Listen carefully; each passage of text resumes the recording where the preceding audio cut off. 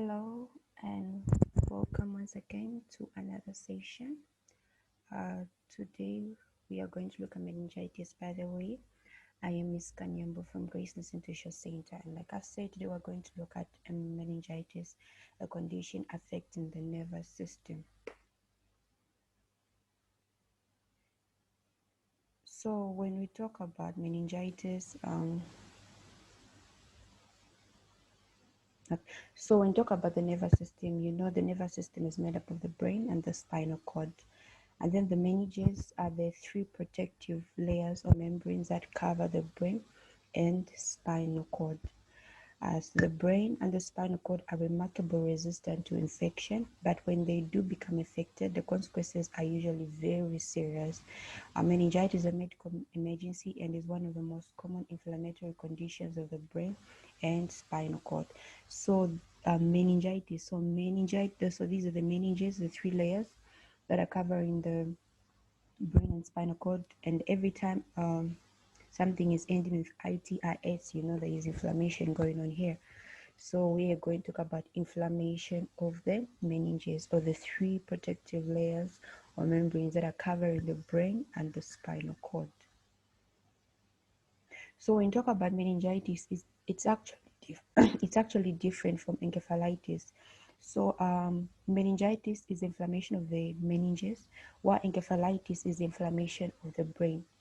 And then here we're talking about meningitis, not encephalitis, because encephalitis involves the inflammation of the brain parenchyma.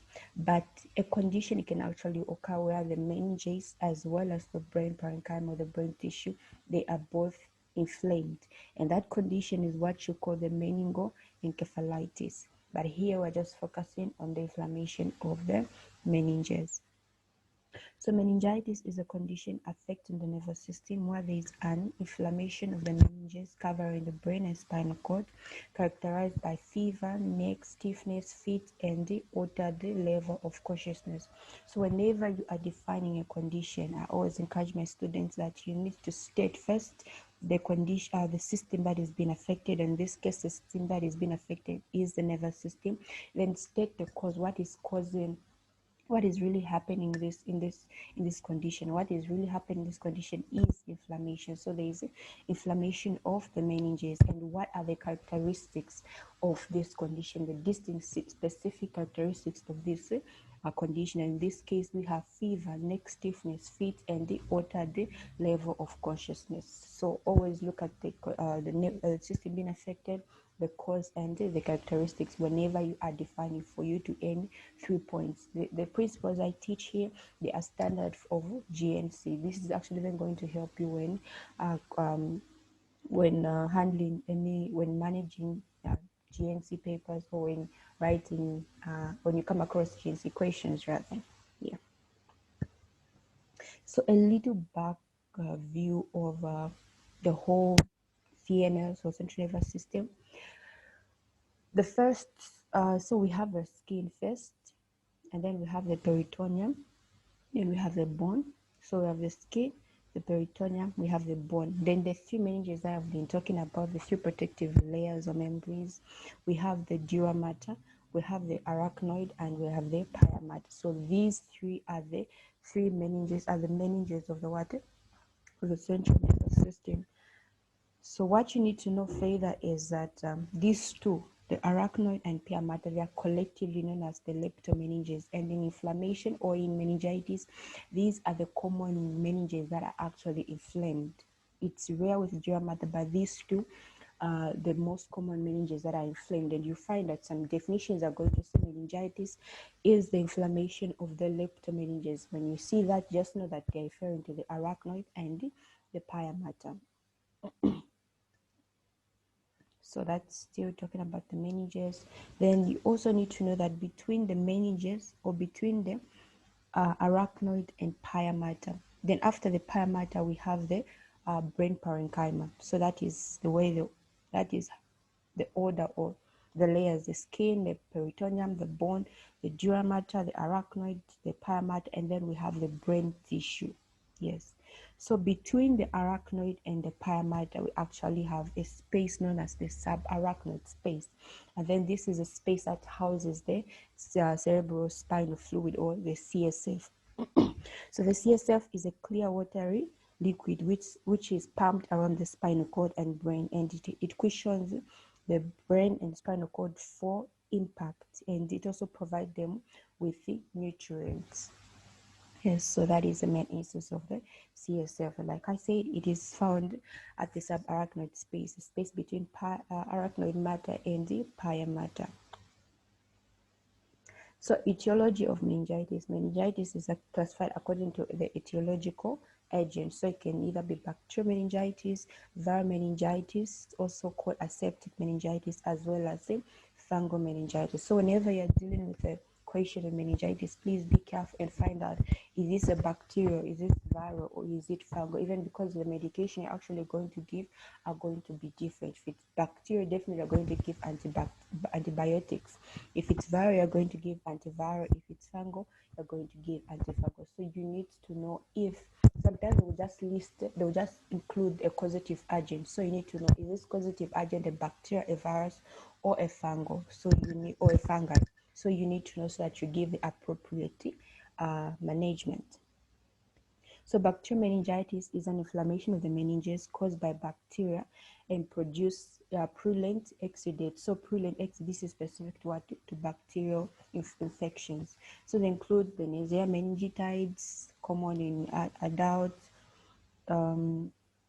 Streptococci pneumoniae, E. coli, Staphylococcus, and the like. So these are actually bacteria. So whenever a question comes with these, just know this is bacterial meningitis. Pseudomonas, Mycobacterium tuberculosis, yes. And then we have viral meningitis, we have measles virus and mumps virus. So when it comes to measles and mumps virus, if you read on these conditions, you're going to find that these two viruses actually invade the blood vessels. Therefore, you find that the virus will start circulating throughout the body or the blood system. Therefore, this virus can actually reach the central nervous system and invade the CSF, therefore leading to meningitis, so inflammation of the meninges. So that is what is happening in measles and the mumps. The virus invade the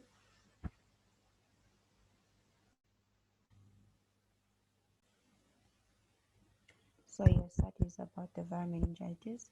Then fungal meningitis, this type of meningitis is caused by fungal infection and commonly occurs in persons with impaired immunity, such as HIV or AIDS, cancer, long-term HIV, AIDS, cancer. These they render somebody's immunity compromised, even long-term prednisolone. So this is a corticosteroid. So what happens is that when somebody uses corticosteroid for a long period of time, you find that that inhibits, or it impairs the immune system. So fungi like Cryptococcus, Neoformans, and Candida. So these two are actually lead to fungal. So these pathogens actually lead to fungal meningitis. So whenever you see Cryptococcus, Neoformans, and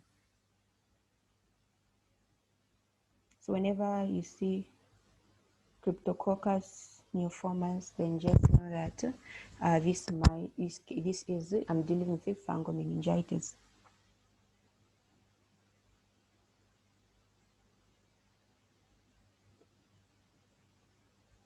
And then the predisposing factors of meningitis, traumatic brain injury, because this now is going to render the brain or spinal cord to what? Exposure to the environment. Therefore, pathogens can easily invade the the system, the nervous system, and invade the CSF. So traumatic brain injury, systemic infections such as measles, mumps, those that will allow the virus to invade the blood vessels, the circulatory system, and travel throughout the body, apparently reaching the central nervous system and causing meningitis.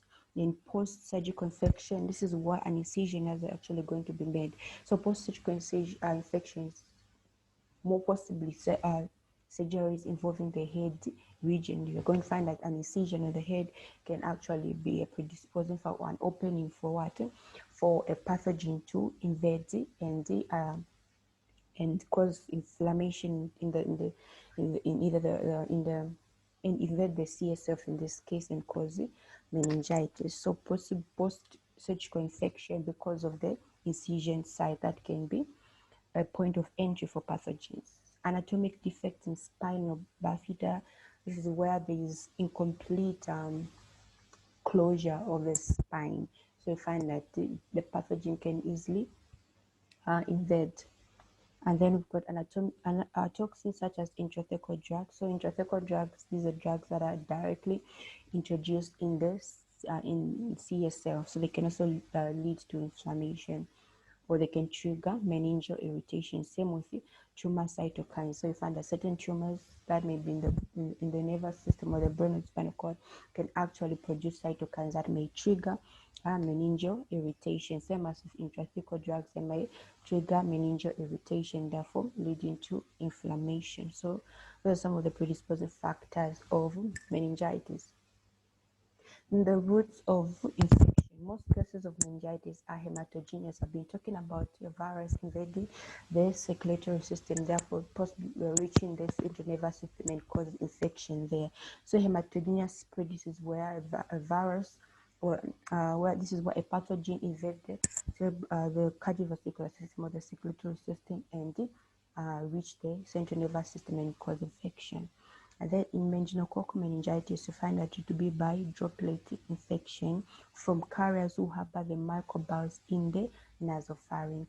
So we have talked so far about hematogenous spread, and then specifically meningococcal meningitis, you find that it will be through droplet infection from the carriers who harbor the microbes in the nasopharynx. And then this infection can also spread from adjacent lesion. Infection may spread to the subarachnoid space from suppurative inflammation in the middle ear or in any of the air sinuses in the base of the skull, or even through an open structure. So we're talking about the proximity of these two organs, like the middle ear, air sinuses. These are very close to the what, to the brain, or to the brain. So you find that any infection in these two areas can easily reach the subarachnoid space and cause infection. Open structure, it is the same. It will be the point of entry for pathogens. Open fracture, especially of the head region. Yes. Can actually cause it can be a point of entry for pathogens to cause infection. Iatrogenic infection happens occasionally. This is a situation where microbes are introduced at operation or by lumbar puncture with non-sterile instruments. So this is a breach of sterility happening during the a procedure or during surgery rather. Yes, so microbes will be introduced at operation or by lumbar puncture. And this is usually surgeries that have to involve the head region or the central nervous system. This is a rare occurrence, but as infecting agents are introduced directly into the subarachnoid space, generalized meningitis, these can actually lead to generalized meningitis. So those are some of the routes we talked about: iatrogenic infection, adjacent lesion, hematogenous origin or spread, and droplet infection. So the pathophysiology of meningitis. The organism's response of meningitis enters the central nervous system through the bloodstream or direct routes of entry occur as a result of penetrating trauma, surgical procedures, or a ruptured cerebral abscess, just like I've been mentioning. The organism invades the cerebral fluid in areas where the blood-brain barrier is vulnerable, such as the choroid plexus, and causes an inflammatory reaction in the meninges. So as you know, the blood-brain barrier is very selective. It allows only the vital, vital nutrients or things that will support the livelihood of what of the brain. So it is very selective, and an organ or a pathogen can not cross the BBB or the blood-brain barrier, but it is going to assess the CSF via the choroid plexus. This is how it's going to find itself in the CSF, because the pathogen is not attacking the brain parenchyma. No, pathogen is invading the CSF, and the CSF is found between the arachnoid and the pia mater. And like I mentioned, the brain parenchyma is found below the pia mater. So if we talk about it crossing the blood-brain barrier, then it's now attacking the brain parenchyma, and that is what you're calling encephalitis. But here, the invasion is happening where? In the CSF, and we've talked about where the subarachnoid space is.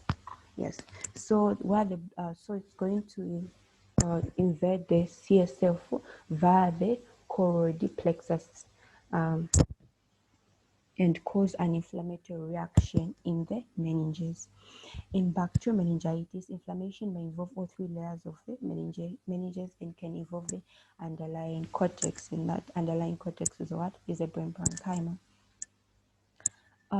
There is rapid multiplication of bacteria in the subarachnoid space. So the bacteria has now invaded the subarachnoid space. Therefore, it will start multiplying rapidly, and there'll be lysis or disintegration or bursting of these bacteria.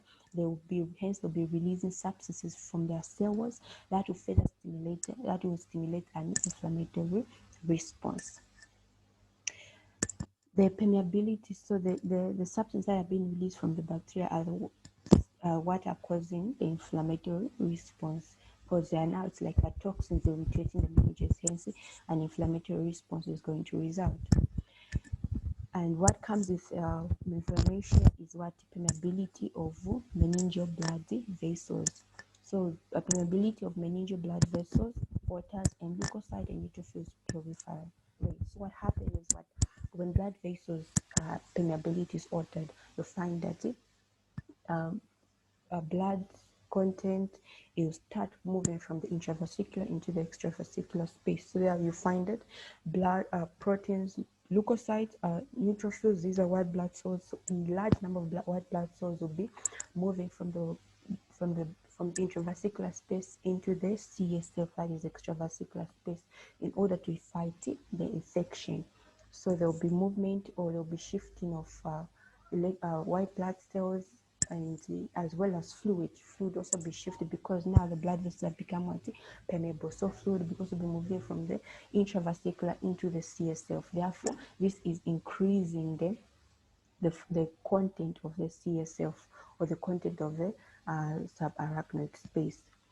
So this results in an increase in purulent exudate and obstruction of the flow of CSF, leading to hydrocephalus especially in children. Now, because that space, the subarachnoid space, only meant for a certain amount of CSF to accumulate in it, but you find that fluid is now invading, it's now shifting that space, because the blood vessels have become permeable. And not only because of that, you have a lot of white blood cells in that same space, because it's trying to fight off the infection. And because there is infection, you find that the bacteria that is being worked on, it also, the waste products, it's also just accumulating in that space. So you find that this pressure now increasing. That is what will lead to, actually, that's what will lead to intracranial pressure, increased intracranial pressure.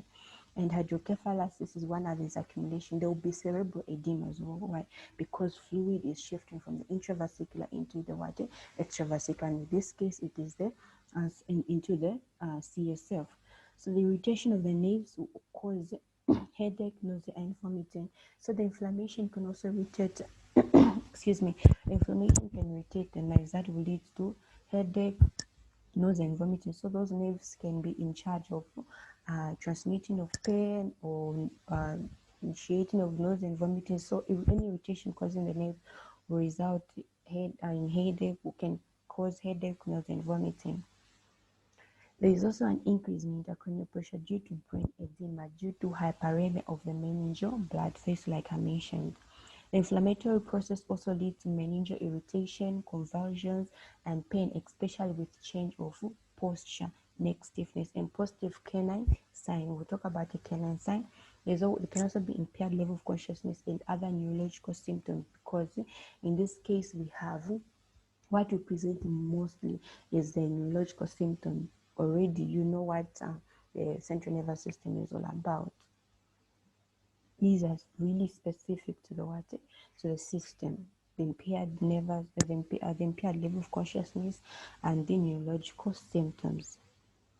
In viral meningitis, as there is no exudate present, it is usually mild and self-limiting with complete recovery occurring. So you find that most viral infections are self-limiting and they are mild compared to bacterial infections.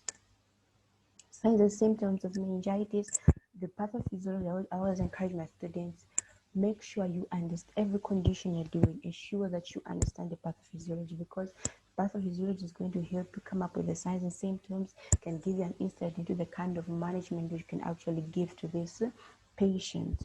So there'll be fever due to infection and inflammatory process, headache due to increased intracranial pressure, neck stiffness due to meningeal irritation, confusion due to increased intracranial pressure, restlessness due to headache and neck stiffness, nausea and vomiting due to increased intracranial pressure or the irritation of the nerves, photophobia due to involvement of the optic nerves, convulsions due to interruption of normal cerebral functions. Yes, and then we've got the canine sign and the Brzezinski sign. These two are going to be positive. So these are very specific to meningitis. So whenever you see canine and Brzezinski, meningitis should start coming to your mind. So what is canine sign? It is the inability to extend the legs when the knee is flexed. This is what is happening in canine sign. Inability to extend the leg when inability to extend the legs when the knee is flexed.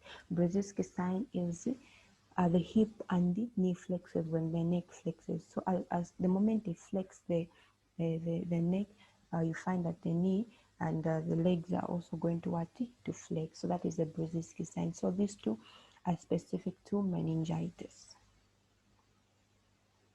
And management. So looking at the investigation history, taking review traumatic brain injury, so the person can actually tell you they had a traumatic brain or they were involved in trauma. There can be systemic infections such as measles, mumps, or any condition that is going to cause septicemia rather. There'll be sudden onset of head, or the patient can tell there was a sudden onset of headache and neck stiffness.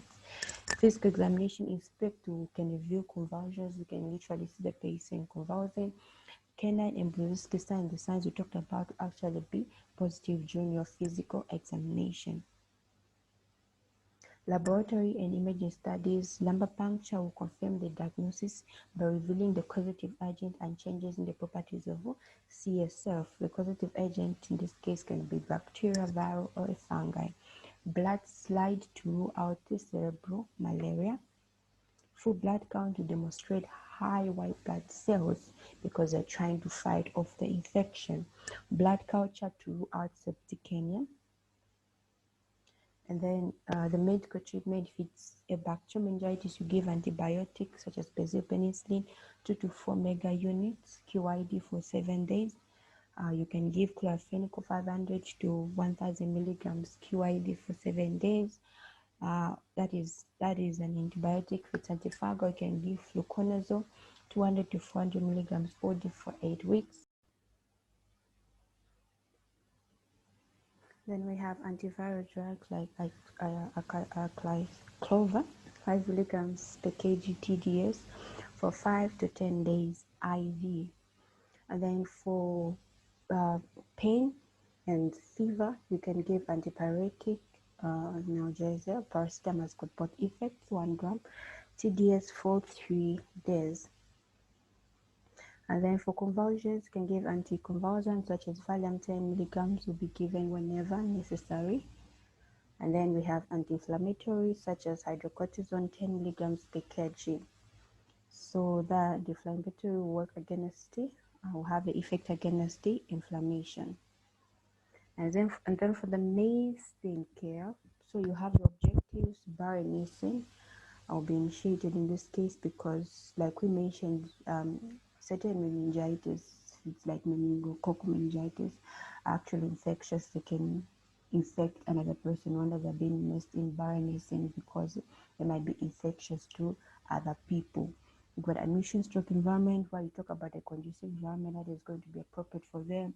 So I talk about a noise-free environment, there's a study equipment nearby, um, dim light, because they have photophobia as well. Yeah, so you just talk about the kind of appropriate environment they're going to be nursed in. Maintenance of patent airway, prevention of injury, because these people actually convulsing, so they can be at risk of injury. Observation, what observations are you going to carry out? Prevention of spread of infection, like I mentioned. Psychological care, very important in almost any condition. Nutrition, medication, hygiene, and the elimination. So those are some of the headings that you can use to write your nursing care. No, I haven't talked about the nursing care yet. We'll talk about it. And then complications, we've got recurrent seizures, problems with memory and concentration, coordination, movement, and balance problems. So all these you are seeing are neurological symptoms or problems. We've got learning difficulties as well as behavioral problems. And you know that the central nervous system is actually plays a very key role in terms of the balance of all these things that we're talking about. So if there's a problem with with the nervous system, all these neurological symptoms are likely to manifest or the condition can actually lead to all these neurological complications. Problems identified for nursing care: risk of injury due to restlessness and convulsions, severe headache due to meningeal irritation and increased intracranial pressure, altered breathing patterns due to severe headache and pain, altered feeding patterns due to anorexia, drowsiness and vomiting, fluid volume deficit due to vomiting, altered body thermoregulation due to bacterial infection. So this marks the end of today's lesson. Um, Thank you for sticking around, and I hope this was actually helpful. At any time you find a question addressing meningitis rather, you'll be in a position to answer or manage that condition. So until the next lesson, from Ms. Kanyamu, Breast Institution Center, bye bye for now.